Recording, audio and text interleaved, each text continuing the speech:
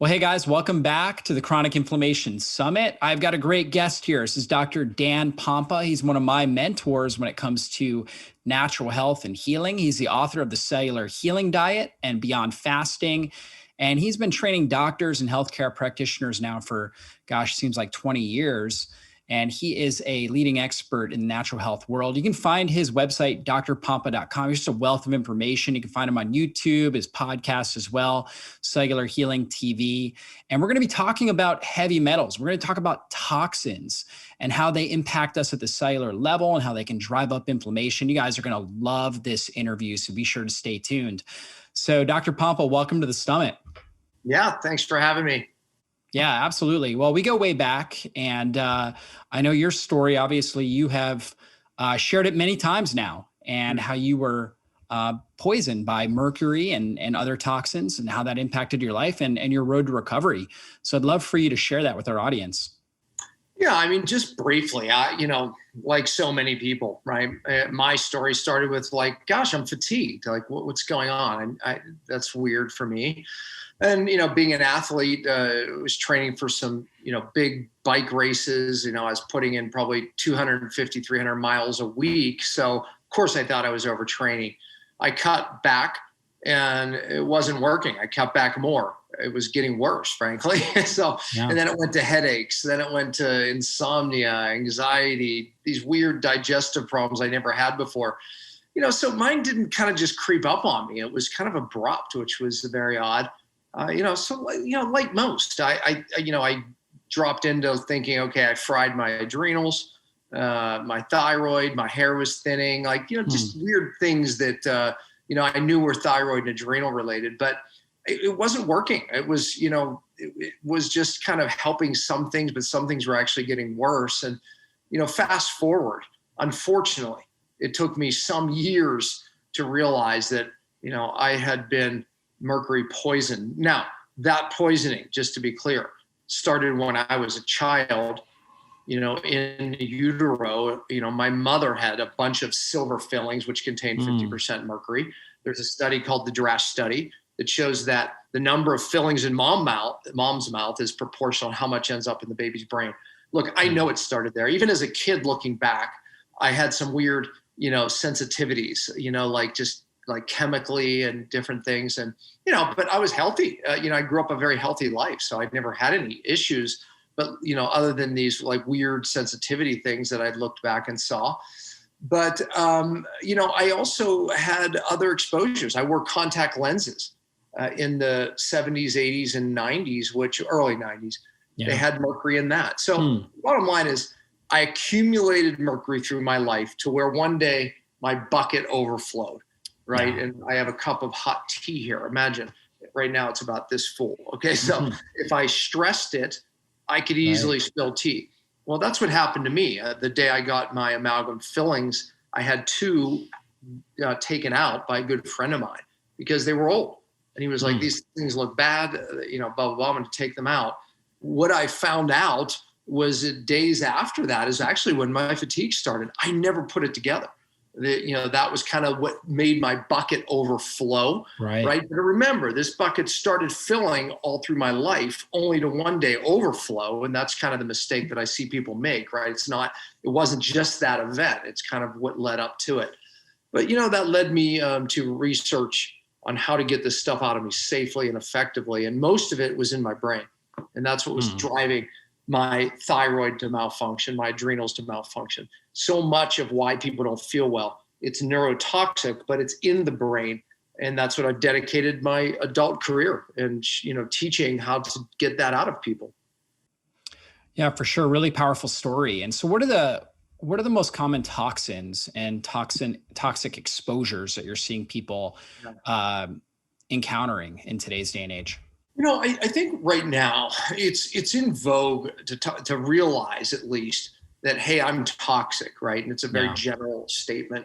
When we look at that bucket theory, toxins are filling up our bucket. And we can talk about things like, plastics. We can talk about bad air, bad water, and all those things are relevant, all of them. However, I would say the three, and I've dealt with helping very, very sick people from around the world virtually. And I can tell you that I've learned that there's three that most practitioners and people miss that drive inflammation, the topic of the day, specifically cellular inflammation, brain inflammation, neuroinflammation, and lead to the majority of the bizarre and unexplainable symptoms that I had and so many people have that start generally with fatigue and go to brain fog and anxiety and can't sleep and hormone dysregulation. I mean, how much of this do we hear? Okay, so the three big ones that I think that most people miss, I would say, okay, heavy metals, but heavy metals detoxed correctly. And that's a big part of what I teach, because people think, oh, I've done that. I've taken chlorella, cilantro, I've done this stuff. Right. It's not so simple. The other big one is mold. A lot of people are in mold exposures.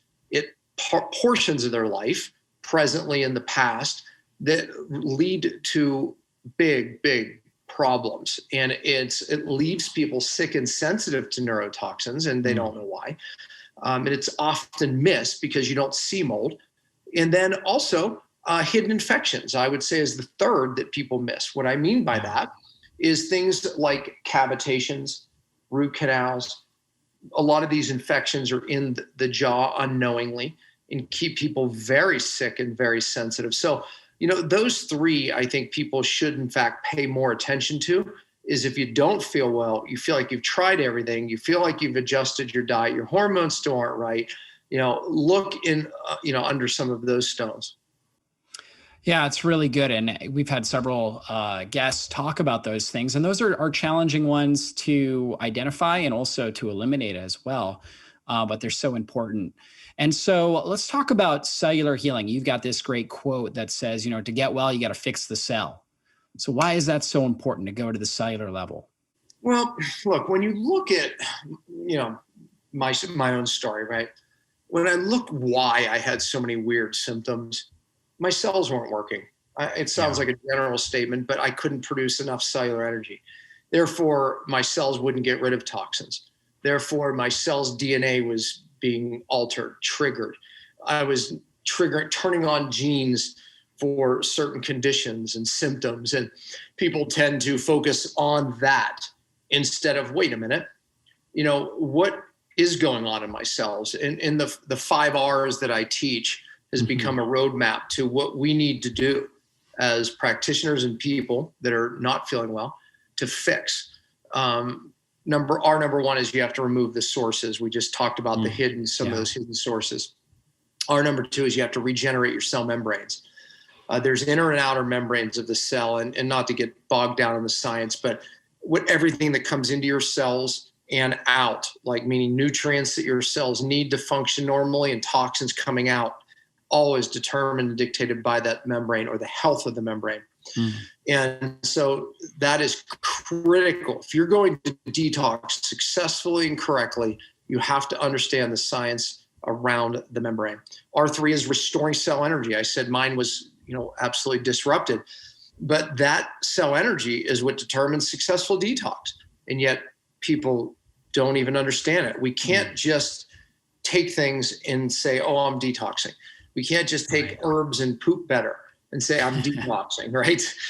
So it really is a cellular issue. And if we don't restore cell energy, if we don't fix the membrane, we're not really detoxing. And then 4th is understanding the inflammation pathways of the cell and fixing those. And the 5th, R5, is reestablishing methylation that parallels glutathione. This is natural ways your cells get rid of toxins. So that kind of represents a core of what we need to do. And there's a lot more around that I teach. But the point is real detox has to be at the cell. You have to fix these pathways. Yeah. Otherwise, you can do all the liver cleanses, saunas, poopers you want to do, and you're not going to get your life back. I did them all, and I was not successful. But if we can fix these pathways, we have a chance. Now, there's a time and a place for helping open up all those drainage pathways, like getting the colon, the liver, things like that. But it's kind of like the first step. It's not where a lot of people think they did their yearly cleanse when they do that, but it's really kind of the first step, kind of prepping the body for a deeper cleanse. Yeah, I'm not against saunas. I'm not against Yeah. poopers. I'm not against, I'm not against any of those things. You're right. Yeah. And oftentimes, we need to push that pathway, right? But you're right, but the point, you're not going to get well just with those. Right. In part of my detox is there's a prep phase where we Yeah. actually prepare the cell and those downstream detox pathways, the liver, the kidney, the gut, right? We prepare them. And then there's a body phase where we're just getting rid of most of the easy to get toxins. And then there's a brain phase, which is a deep phase. And that's really what got my life back and thousands of others. Yeah. And the brain phase is a challenging phase because, the brain is mostly fat. And so a lot of these toxins have an affinity. Basically, fat is where we store toxins. A lot of people think we store toxins in the liver, but the liver is really more deactivating toxins when we store them in our fat. And the brain is mostly fat. And so it can be challenging, obviously, to get toxins out of the brain. And most people that are doing cleanses and stuff like that are never really moving toxins out of the brain. Yeah, it's so true because I just thought of something, when someone said, "Oh, I don't eat liver because the liver is so toxic." It's like, no, actually the liver is actually really clean, even in an animal, right? It's clean. I wouldn't eat the brain, however, because you're right. You're right. That is where a lot of the toxins are stored. But yeah, I mean, there's, crossing the blood-brain barrier. There's a way to do it right. To the point is when people don't feel well and they really don't know what's wrong. It typically is a deeper rooted neurotoxic, neuro meaning brain, right? Nerves that are really toxic. And it's not so simple. Is just take this, right? It's not. You have to do it correctly, and it's my passion to teach it. Yeah. And a lot of people, they may have let's say hormone imbalances, thyroid disorders, or PMS, menopause type of issues, breast cancer, things like that. And they think it's related to that organ, but they don't realize that the brain's really communicating with these things. You got your hypothalamus communicating to your pituitary gland, communicating to all your different endocrine organs. And if there's a blockage in that pathway, from toxins, that can disrupt those organs from being able to function well. Yeah, exactly. And I don't expect your listeners to, understand the whole, neurological and endocrine system, but I think you can understand this. The pituitary is a gland that sits in the center of the brain, and the hypothalamus. Yeah. That is what runs your hormone system. That tells your thyroid what to do. You think about what TSH is. It's thyroid stimulating hormone released by the pituitary in the brain.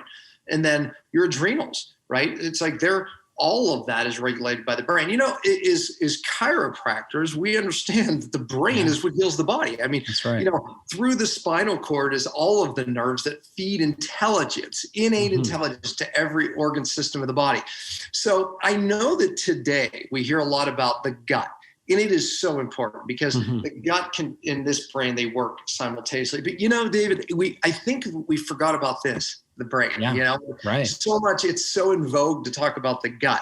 But I'm going to be honest with you. It's like everything that I did for my gut, it really never lasted until I really got this more clean. Because ultimately it still is the first brain. Right. Ultimately, it still is what drives every system of healing in the body. And yes, it is so important in its connection to the gut brain. But I'm telling you, we've got to go back in realizing that what runs and heals every aspect of everything in the body is this brain. So true. And even in a natural health world, people are putting more emphasis now on the vagus nerve and its connection, its bilateral communication process with the gut and the brain. So there's this constant communication. And a lot of people with really challenging gut issues and autoimmune issues are not getting better until they start to address vagal tone, right? Improving vagal tone and improving brain function, the brain's ability to communicate well to the gut. Not to get off on a complete tangent, but I think it's worth it. So many gut issues are caused by small intestinal bacterial overgrowth, SIBO. And to your point, like so much of that is because there's a system of nerves that creates motility through the small intestine. It's called the migrating motor complex. And there's this balance of the vagus nerve and this migrating motor complex all run by this brain. Right. And so many people have this SIBO, small, meaning bacteria that should be in the large intestine or in the small intestine. And oftentimes it's just trying to kill them. And it creates irritable bowel, Crohn's. Autoimmune, rosacea. I can go down a list of conditions that's caused by SIBO. A lot of people chasing food intolerances and food allergies, and they have SIBO. And you're reacting even to healthy foods, oftentimes just because you can't move food through your intestines fast enough, and it starts fermenting. And now bacteria that are releasing gas, and you get bloated after meals, et cetera, et cetera. And so much of it is vagal input, brain input, in this very complicated balance. Neurotoxins, to the point, is a big part of that. Yeah, so true. And, talking about SIBO, I had irritable bowel in my early 20s, and that's actually how I discovered intermittent fasting. I know you wrote a book, Beyond Fasting. And so I started doing this in 2005. I didn't even know, I had never heard the term intermittent fasting. And, but I did time restricted feeding. I would fast till like 2 or 3 o'clock in the afternoon and then eat till about 7 o'clock. And I had lost 30 pounds. So I went from 165 down to 135. And in about 3 or 4 months, I gained that weight back. I felt better than ever by doing this. And it was amazing, right? And again, nobody was talking about fasting back then, but now we're talking more about it. You've obviously been using this with a lot of your clients, seeing great results. You wrote a great book, Beyond Fasting. So let's talk about some of the advanced nutrition strategies in fasting and how that helps us reduce inflammation and detoxify. Well, you wrote a great book that's right behind you there on fasting, and I think I wrote some. Yes, for the book. You did. I fell in love with fasting in the 90s. I always joke because I said it was not cool to fast back then. Matter of fact, most people frowned upon fasting. They looked at it as something that lowered the immune system because we would look at white blood cell counts dropping during a fast. We didn't understand autophagy. We didn't understand that during a fast, your body was getting rid of bad immune cells, senescent cells that live too long and cause bad immunity. So exactly. I didn't understand any of that, right? But I went to all of these seminars, and I didn't fit in with a lot of the people in the seminars because they were mostly vegans, and I was, a grass-fed meat eater, right? But needless to say, I really resonated with them around the fasting, and I learned a lot. I read every book that I could, and it became part of my healing, and so many. And I have had throughout my career remarkable things heal via fasting. I still believe it is the greatest healing modality known to me. And think about, David, I know we both resonate on just the innate intelligence, right? The body can heal anything. Just stop everything. Give that innate intelligence a chance to heal and watch what happens. Energy diversion. The body is not utilizing energy on processing food and all the, energy it needs to do that. And it drives that energy into healing. It's so exciting. It's like in the innate intelligence just like goes to work. And, there's nothing more powerful. And that's really, what got me excited about it. I remember a story. This is like early on when I was just so gung ho. I would come back from the seminars and I was reading Herbert Shelton's work, and this woman was like, they just she had this tumor and she didn't want to get another surgery and da da da. I said fast. I said read this, and I was sending her information. She came in one day. I'm fasting. And she was the woman that she had did enough to realize that they didn't have the answer for her. She fasted 26, almost 27 days, and she stunk up her house.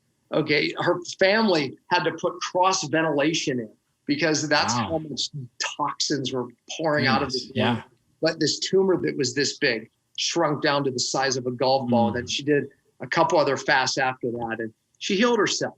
It cost her nothing, but the exciting thing is that's when I saw, the actual power. I think that was my first, taking book knowledge You're right. Yeah. And about something so amazing that I so strongly believed in outside of my own experience in applying it to somebody and watching the miracles. And since then, I can't even count, but, fixing metabolism, right?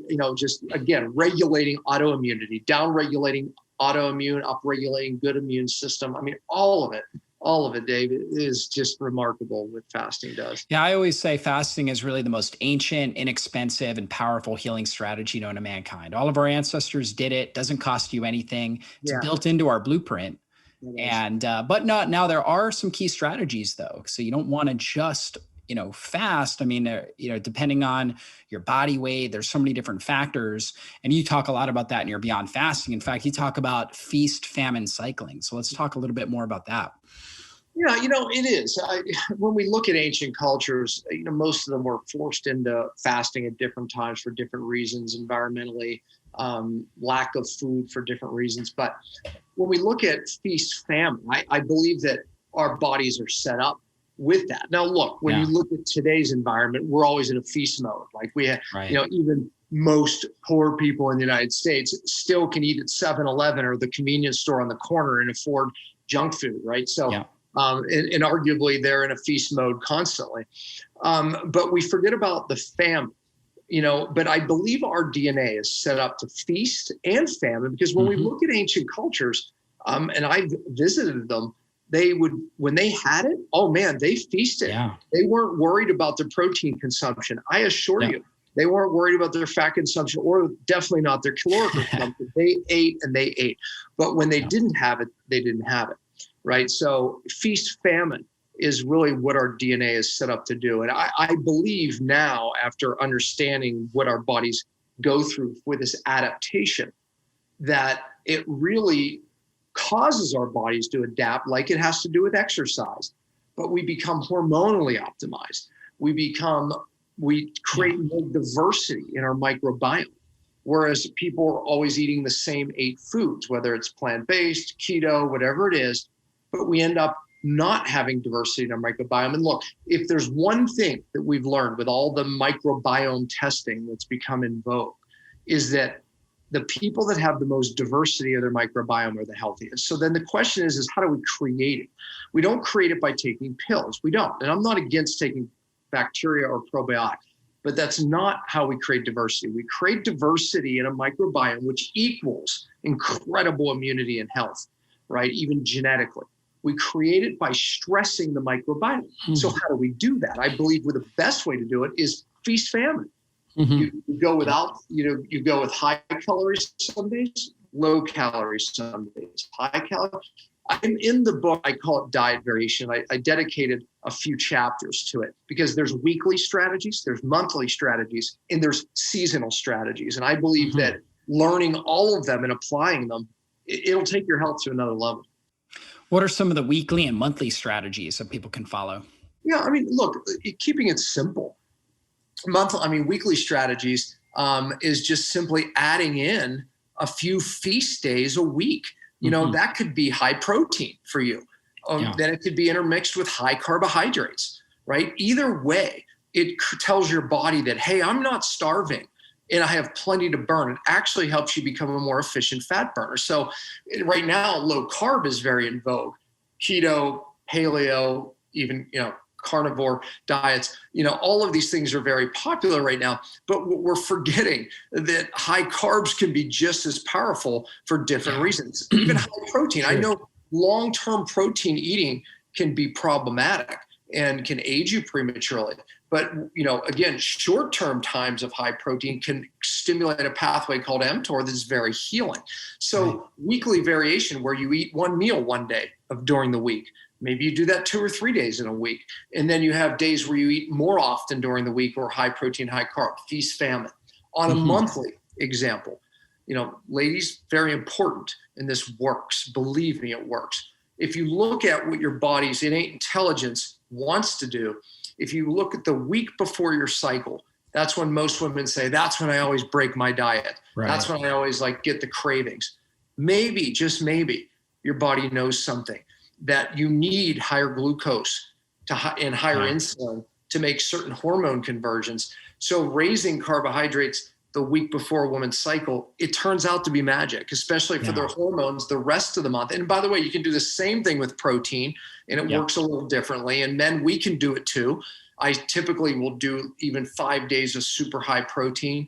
And man, it's just transformative, even for muscle growth and fat loss. You don't stay there, because I would argue, like most do, that high protein, that long-term ages you prematurely. And I would say, yeah, you're probably right. But these short bursts of high carbs or high protein can transform us. Okay, so that's monthly. And then even taking 5 days a month and doing a partial fast, where you just lower your calories, maybe 500 to 800, right? A partial fast and lowering your protein below 20. Do that for 5 days a month. Watch what happens, right? I mean, that's a famine, right? We created a famine within the month, and you create a feast within the month, weekly or monthly. So anyways, these strategies, are fantastic. And look, seasonally, some people just do seasonal variation. They go high carb, maybe in the spring, in the winter, they'll go low carb. I think that's a great strategy. But I'm probably more, I get bored very easy. So I'm like, I'll do keto for a period of time, and then I'll move out of keto and go high carb for a couple of weeks, but I'm metabolically flexible, so I can shift within 2 weeks, no problem. So I vary my diet probably faster and more often than most people, but I get bored. Yeah, I'm with you on that. I always do. I do 2 days a week where I do a 24-hour fast, roughly like a 22 to 24-hour fast. Yeah, me too. When I eat, I usually eat a lot of protein in my meals, right? But I have those breaks, right, where I'm obviously not eating anything, so I'm real low protein, so I'm getting that autophagy boosted up, and that seems to work great. And then from time to time, a higher carb day, throwing that in there, especially if you're noticing that you're doing low carb, you're fasting, and your energy's dropping. Get a high carb day or two. A lot of times that can really boost you. So really good stuff. And when you look at varying your diet, right, here's what happens, right? People go, I went vegetarian, whatever it is, vegan, vegetarian, and I felt so much better. Well, I'm sure you did, because when you change your diet, there's typically a time where you feel like crap for 3 days a week, and then you all of a sudden feel amazingly better. Yeah. And there's many reasons for that. But, but because you felt better, now that becomes your diet. Now, it's same with keto, same with, I could go down the list. Yeah. So we have people just camped out in their diet. But arguably, when you're eating the same foods all the time, that's what we tend to do. So if you're a vegetarian or if you're a paleo person, you tend to eat the same 8 foods. Trust me, you do. Right. You gravitate to the avocado, you gravitate to the eggs, whatever it is, you tend to eat the same 8 foods. What starts to happen is you lose diversity in your microbiome. And it's not my opinion, it's proven. So when all of a sudden now you shift to a completely different diet, your microbiome has to adjust to make different enzymes to break down these different foods. So you have this microbiome shift, which creates all this diversity. It's pretty remarkable. So there was a guy that I interviewed, Alan Dannenberg. He was supposed to die in 2018 of the severe bone cancer. He's still alive. And I keep interviewing him to show people he's still going, but anyways, he went full carnivore. And I mean, who does that when you have cancer, right? Yeah, right. I thought you were supposed to do plant-based. Well, the guy's very smart. He did a lot of research, and it was transformative for him. One thing that you would think by just eating, for your listeners that don't know what carnivore is, it's just eating meat and fat and some organ meats, right? So that's it. No vegetables, no fruit. It sounds very unhealthy. Yeah. Okay. It transformed his health. And one of the big things, he just recently sent me, his diversity in his microbiome was extraordinary. Now, he went carnivore for a while, because when he would add plants back in, he would seem to get sick. But now he has diversity again, right? But it's still, he's in carnivore, then maybe he's not for a bit, but then he's back in carnivore. But he has this incredible diversity in his microbiome. Yeah. So, anyways, so interesting. I always tell people, always try to shelf what you think you know. Right. Exactly. Never, because it's oftentimes, especially in regards to health, because we're dealing with a vitalistic organism. oftentimes it's not what we think. So even I apply that even to my own knowledge and learning base, and I go, just maybe I'm thinking about it wrong. Maybe that isn't correct, right? So I'm not afraid to do that. And, some of those strategies really challenged even me. Yeah, we got to keep an open mind. I think about it like a bell curve. So if you've got this bell curve, you've got like 20% on, let's say, the far left side and 20% on the far right. And the 20% on the far left can do very well on a vegetarian style diet with like maybe 5 to maybe at most 10% that can actually thrive in a vegan diet, right? Real high carb, low fat vegan diet.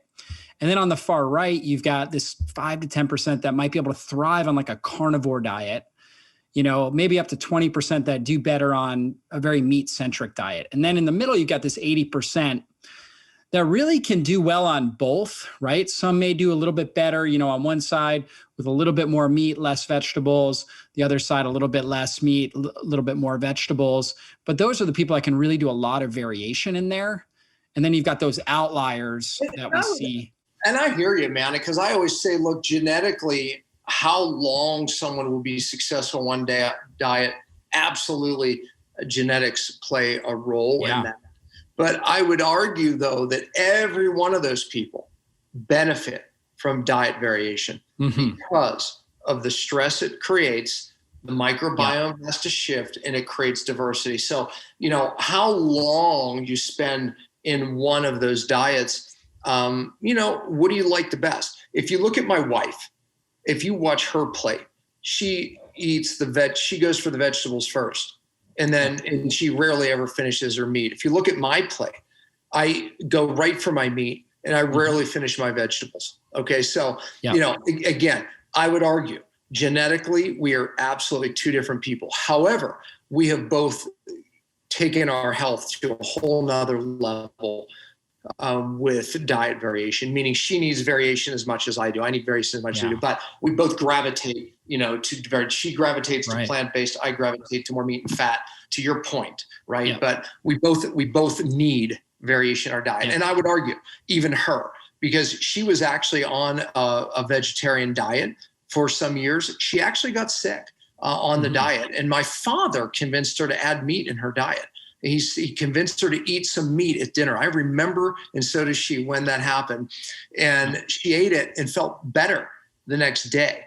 And then she started eating it and all her symptoms went away. So, my wife, though, she'll do better with a higher plant-based diet, no doubt. But when she went, it took her probably 4 years to get sick, whereas I probably would have developed symptoms after a year. But to your point, I agree. Yeah, that makes sense. And then you have to know your threshold for how much variation or stress you can put on your system, right? Now, fasting is a stress, to your point here too. That, look, again, even when I'm dealing with someone who has different health problems, fasting is critical. But know that fasting is a stress, right? And we have to use the stress. Exercise, incredibly healthy. Yeah. But when I was sick, I couldn't exercise, right? I just had to take walks in the sunshine. God forbid I walked fast, I'd be wiped out for a day. So you have to, utilize these stresses correctly. Yeah, exactly. So I always tell people it's all about building your fasting fitness, right? You got to think about it like exercise. If you wanted to go and get in good shape, you wouldn't just start running a mile. You would walk. You would go out and you take a walk first. And it's kind of the same thing with fasting. Kind of lean into it, right? And just really monitor your body and how you're responding. In the introduction in my book, I say you don't just run a marathon. Yeah. You train for it. No, look, let's face it. Some people could just run a marathon very slowly, but to get better results, you train for it. So my book is about that. It takes you step by step in each chapter on how to get the maximum results out of a fast, whether it's a water fast, 5-day water fast, partial fast, whatever it is, but it's how to maximize that. And it kind of takes you through the steps. Now, what are some good things people can do while they're fasting to even get better results? Maybe supplements or other strategies, sauna, things like that, to really get the best results while they're doing a fast. Yeah, look, there's things called senolytics that actually help your body create more autophagy. And just in review, autophagy means your body will eat bad cells, not eat good cells. So we want a lot of autophagy during a fast. Literally in the book, I tell you how to measure that autophagy to see when you're at max autophagy. But we can take certain things actually. And with a friend of mine, we created some suppositories actually that you can take even during a water fast to increase that. And I created an oral product called Cytophagy, meaning self-phagy, and that you could take during a fast to actually increase. And again, I did to look at some of those ingredients in there. They're very well researched. Now, some of the ways we do to maximize the fast is we stimulate stem cell production after the fast, eating high protein after you fast, not right away because you have to get your HCl back up, but moving into higher protein after a fast will really help feed some of the new stem cells that your body's creating. And there's some even products you can take to help with that. Things like NAD actually can help with that process and getting cell energy up. And we like to even do that before a fast. Yeah, it makes sense. And now how about like binders and other detox supplements while somebody's fasting?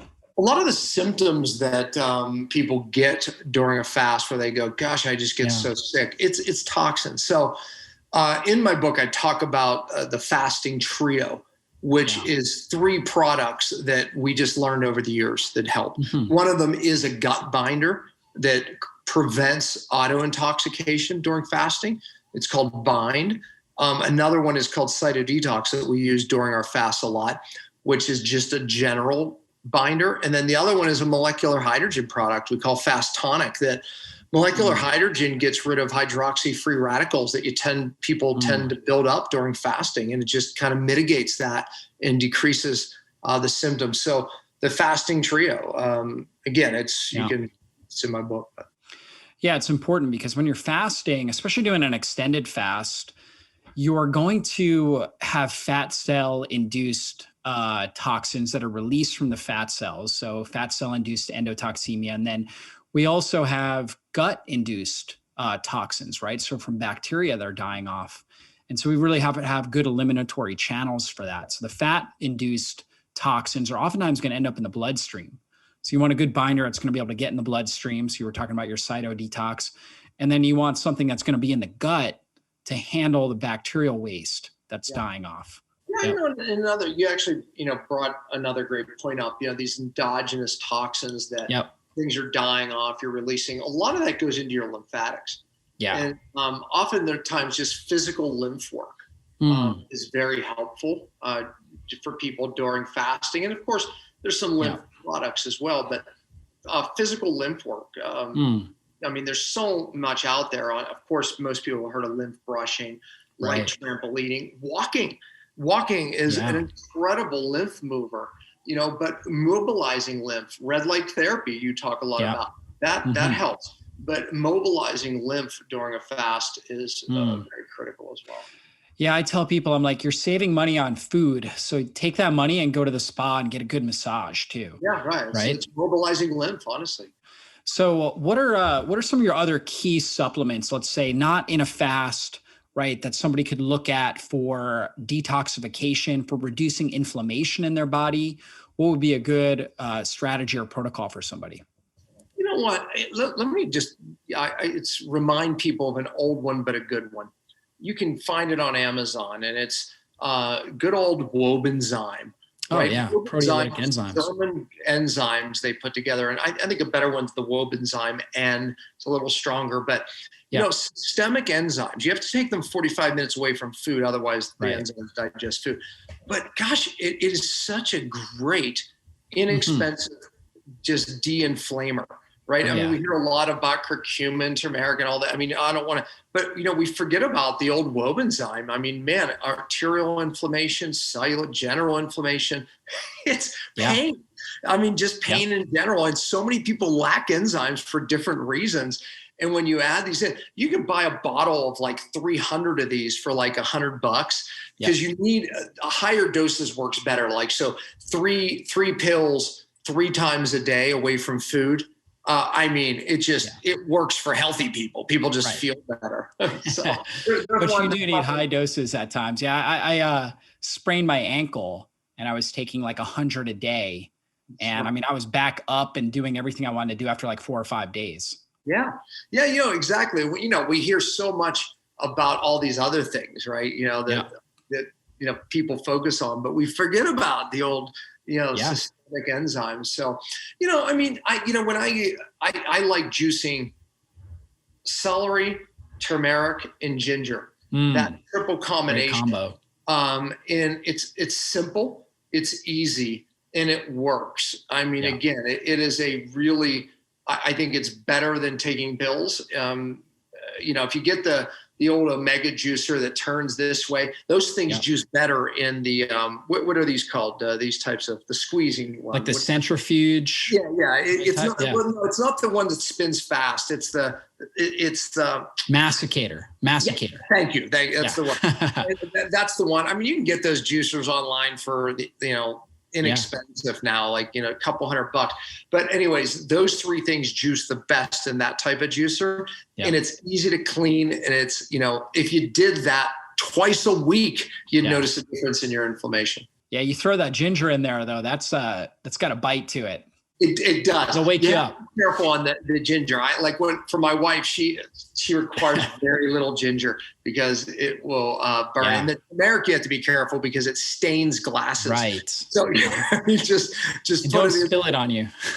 Exactly. Don't get it on a counter that, just be careful. Yeah. But that's great to take, especially like right before a meal too, because that will stimulate the vagus nerve, stimulate stomach acid production, really prep your body for good digestion. And it's simple. I mean, you could add a little stevia or something to it to take the bite down. Some people put a little lemon or lime with it, kind of changes the bite a little bit, but just throw it down and eat something after, Yeah, absolutely. So good. Now, let's talk a little bit about stem cells. I know you've been doing a lot of work with stem cells. So what have you found with, obviously there's natural ways, and I know that, there's supplements that can help with that. Fasting helps with stem cells, but also stem cell therapy that's out there. Yeah, I'm a strong believer in it. Years ago, I injured my back severely, and once a year I would get these episodes that would just put me flat, couldn't move. And then it went to twice a year. Then it went to 4 times a year. Then I couldn't ski, right? So that's when I said, okay, I'm not getting surgery. And that's when I started really researching stem cells. And it transformed my back. I mean, I haven't had an episode since, it's been over 4 years since I got the procedure done. And I can pick up 100-pound dumbbells now, right? It's like, I don't have back stiffness in the morning anymore. So all of that was due to stem cells. I injured my meniscus. I owe stem cells to fixing that. So, stem cells have been very, very good to me. Now, with that, caution, not every stem cell is created equal, right? I think that if you're generally healthy, utilizing your own stem cells is probably a very good idea. If you're older and not so healthy, maybe it's not a good idea. But you have to be careful then of, are you getting a good stem cell product, a good source? That in fact does matter. Look, let me give people, let's just say you have a nagging joint and you've been, I just had this conversation with someone yesterday.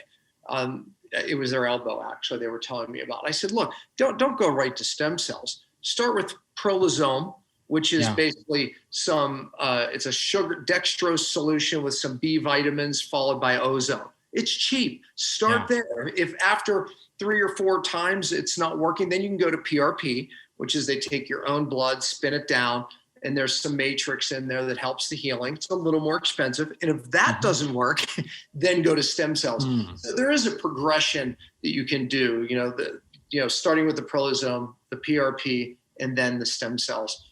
But they work. Yeah, it's really good to know. And what are some things people can do outside of fasting too that can help with their own body's production of stem cells, getting these young embryonic cells, getting rid of the senescent cells, and helping repair areas? Yeah, I created a product, as I said, for fasting called Cytophagy. Cytostem Surge was a product I created for after fasting that does just that. The ingredients are designed to stimulate stem cell production. And, we talked about feast and famine. Right. Feasting on those high protein times, you can actually get some stem cell production. After a fast, your body goes to autophagy, and when you start feeding, it starts producing stem cells. That is obviously the inexpensive way to do it, but you want to feed those stem cells. So I like to feed. That's why I created the product for myself for after fasting, that these things that help feed the stem cells, but also just eating high protein and really feasting helps feed stem cells as well. But look, I mean, stem cell production is obviously part of it, but the other thing is the healthier you become, the more viable, meaning active and vigorous your stem cells are, and it keeps you young. Yeah, we want those really good stress resilient cells with healthy mitochondria. So that feast famine cycling really helps with that, because we break down all the damaged cellular organelles, things like damaged mitochondria. We form new healthy mitochondria. And then our body will also form these new younger embryonic cells at the end of the fast. And then we can feed them like you were talking about, get the protein, get the nutrients that they need so they can thrive. Yeah, exactly. Yep. So good. Now, how about heat and cold therapy? What are your thoughts on those for reducing inflammation, improving cellular health? Yeah, no, I love it. I think that, when we look at what happens during cold, right? It's a great point, because when we talk about fasting, it's a stress. And when your body adapts to a stress, whether it be fasting or exercise, your body gets better, it gets stronger. If it doesn't adapt, then it arguably gets weaker. Well, cold therapy is the same thing. Your body goes into a panic. It thinks it's going to die, so it releases norepinephrine. Norepinephrine has a de-inflammatory effect throughout your body, right? So it's doing this all in the hopes to survive.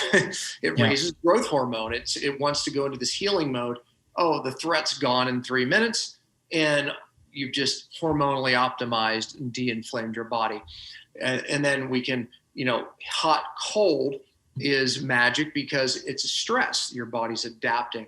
So, but as to your point earlier, that some people, they're not able to handle the stress of hot or cold, or at least long. So listen to your body. When I was sick, I couldn't even get in a sauna for more than 10 minutes, because I would just be wiped out, let alone the adaptation. If I would go out on cold days, I would get a headache because I couldn't adapt to the cold. So the point is use hot, cold like exercise. It can be incredible, but it also can be a negative if you do too much.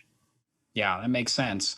Now, also another strategy is exercising in a fasted state, right? For somebody that's, really building health, and how that can obviously increase autophagy and take things to the next level. What are your thoughts on that? Yeah. So again, it depends on the person. Yeah.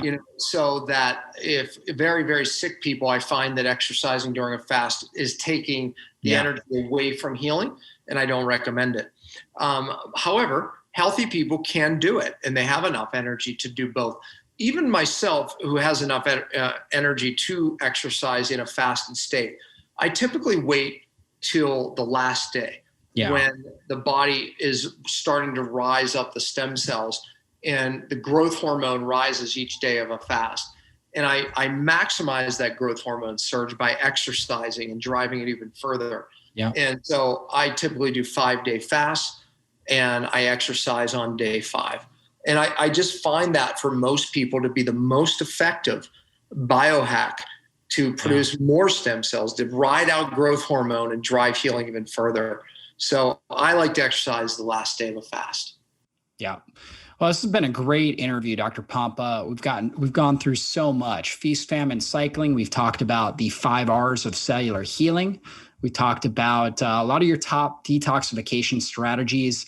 Is there any last words of inspiration or anything else that you want to add for our audience? Yeah, I mean, all of these things, but our thoughts are still very important, right? Yeah. Especially in this time that we're in, because many people are really becoming isolated, fearful, focused on fear. What you focus on and how you perceive your world is how your world becomes around you, right? And so you could do all of these wonderful things, but if you're driving a fear state, you're driving inflammation ultimately. And, so I guess, my advice would be this, right? I chose, but when this whole pandemic started, I said, this is going to be the greatest time for myself and my family. And we really set that intention. So set a new intention. All right. And just say, okay, how can I utilize this time? And if you set that intention, your world will become that, so set some health intentions, change your thoughts, change your cells. Great interview, Dr. Pompa. Great words of inspiration. Really appreciate all of your time. And guys, we'll see you in our future interview. Be blessed, everybody.